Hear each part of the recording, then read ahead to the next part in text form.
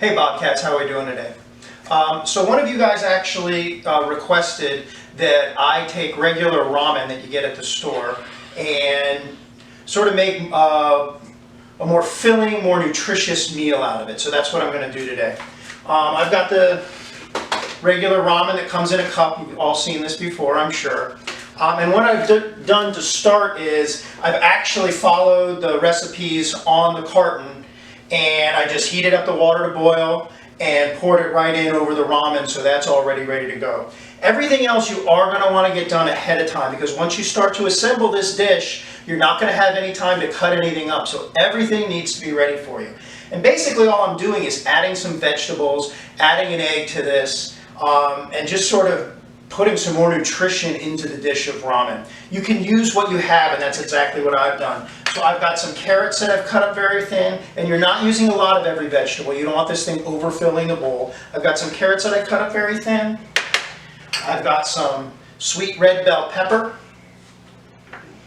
I have some bok choy. Oops. Bok choy is like a Chinese cabbage. It's very, very crispy. It doesn't have a very strong flavor. And it looks like this when it's whole. The bottom part is very, very crispy. The top part's a leafy green, so you kind of get two vegetables in one with the bok choy. This one's been around a little bit, but it's still fine. It's still plenty crispy, and we can use it.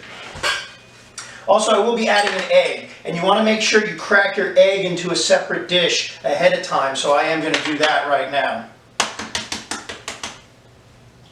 And you want to try to keep the yolk intact for this dish. Alright, so I'm ready to go. I've got my pan hot. The other things you're going to need, a little bit of soy sauce. I've got a little bit extra water because there's not quite enough broth in the ramen container itself.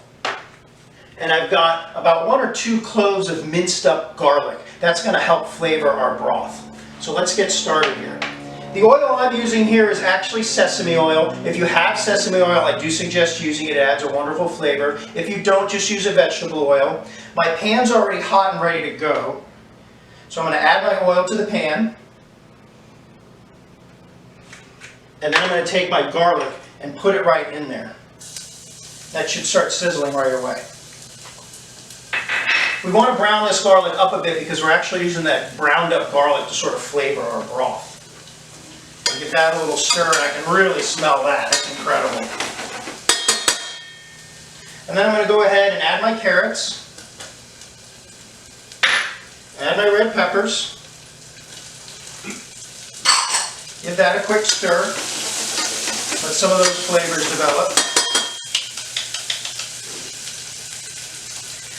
And then what we want to do is add our extra I've got about a 1/4 cup to a 1/3 cup extra water here. I'm just going to go ahead and pour that right in. And then you're going to need a strainer or a colander, and I'm going to strain the liquid out of the ramen itself and get the ramen into the bowl.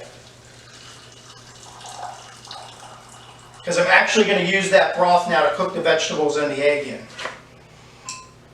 Put the pasta or the noodles right into our bowl.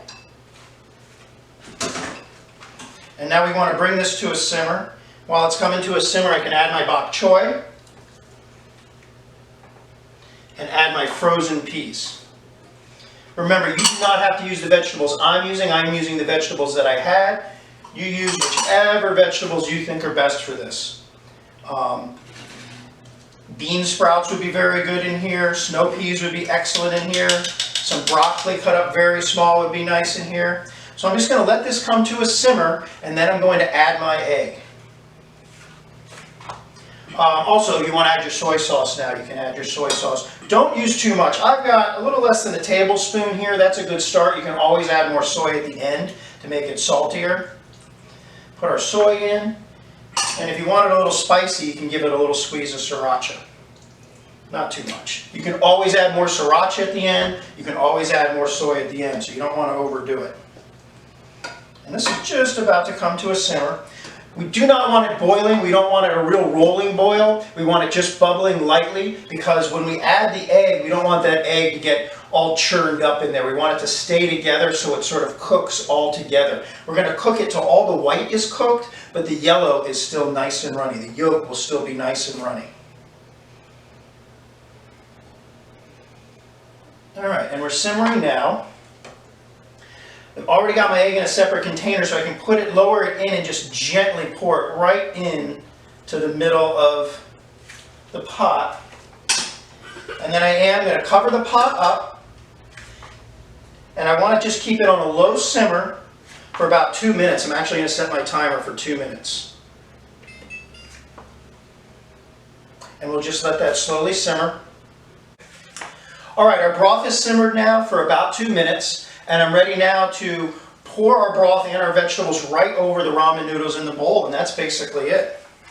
Just let it fly right in there.